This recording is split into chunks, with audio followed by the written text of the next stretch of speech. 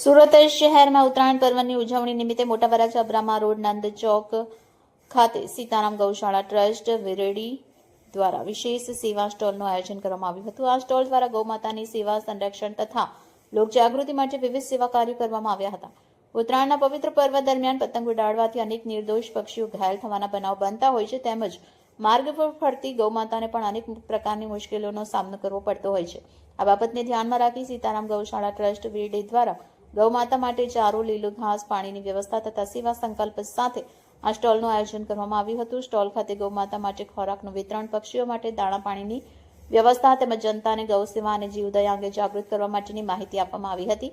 સંસ્થાના સેવાભાવી કાર્યકર્તા ઉત્સાહપૂર્વક સેવા કાર્યમાં ભાગ લીધો હતો અને ગૌ સેવા માટે લોકોમાં પ્રેરણા ફેલાવી હતી। સ્થાનિક રહેવાસી અને પસાર થતા લોકોએ સ્ટોલની મુલાકાત લઈ ગૌ સેવામાં સહકાર આપ્યો।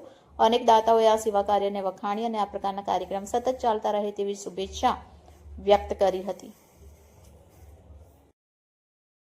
જી સર, આપનું નામ? મારું નામ અંતિક સાવલિયા છે અને જે આજનો જે કાર્યક્રમ અહીંયા તમે કરો છો એના વિશે શું કહો? અમે છેલ્લા 8 વર્ષથી સીતારામ ગૌશાળા ચલાવીએ છીએ। ગામ વીરડી, તાલુકો ગારિયાધાર ને જિલ્લો ભાવનગર, જ્યાં છેલ્લા 8 વર્ષથી આ ગૌશાળા ચાલે છે। અને છેલ્લા માનો કે 7 થી 8 વર્ષથી અમે સ્ટોલ નાખીએ છીએ સુરતમાં ઉત્તરાયણ પર્વ નિમિત્તે, જેમાં આવતું તમામ દાન સીતારામ ગૌશાળાને અર્પણ કરવામાં આવે છે। બીમાર, લુરલી, લંગડી ગાયોને સાચવવામાં આવે છે અને તેને દવા પાછળ અને તેના ઘાસચારા પાછળ આ બધો ખર્ચ કરવામાં આવે છે। અને માનો કે સીતારામ ગૌશાળા ટ્રસ્ટના સુરતમાં લગભગ 8 થી 10 સ્ટોલ આ રીતે ચલાવવામાં આવે છે। અને આ સ્ટોલ અત્યારે નંદ ચોક છે, તેમાં દર વર્ષે યોગેશભાઈ કોલડિયા અમારા સાથી સભ્ય છે, તે અહીંયા આનું આયોજન કરેલ છે। અને બીજા કામરેજ છે, યોગી ચોક છે, કિરણ ચોક છે, રચના સર્કલ છે, આવી તમામ અનેક જગ્યા ઉપર અમારા સ્ટોલ ચાલે છે।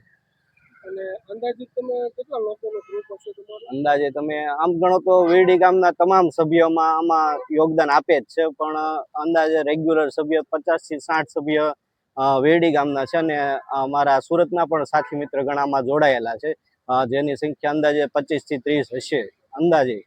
એટલે આમ તો વીરડી ગામના તમામ સભ્યોનો બહુ સારો એવો સપોર્ટ છે, જેના લીધે અમે 8 વર્ષ થઈ ગયા તો આ કાર્ય અમે યથાવત ચાલુ રાખીએ છીએ અને હજી આવતા સમયમાં અમે આ કાર્ય કરીએ એવો અમને વિશ્વાસ છે, દ્રઢ વિશ્વાસ છે, જેનો અમારે અને લોકોને શું સંદેશો આપશો? લોકોને તો એ જ સંદેશ છે કે આવું કાંઈ ને કાંઈ નાનું મોટું કાર્ય હોય તો, અને ગૌશાળા હોય છે, પક્ષીઓને શણ હોય છે, તો આવું નાનું મોટું કાર્ય હોય તો એમાં સપોર્ટ જરૂર ને જરૂર કરવો જોઈએ। ફૂલ નહીં તો ફૂલની પાખડી આપવી જોઈએ એવું મારું માનવું છે।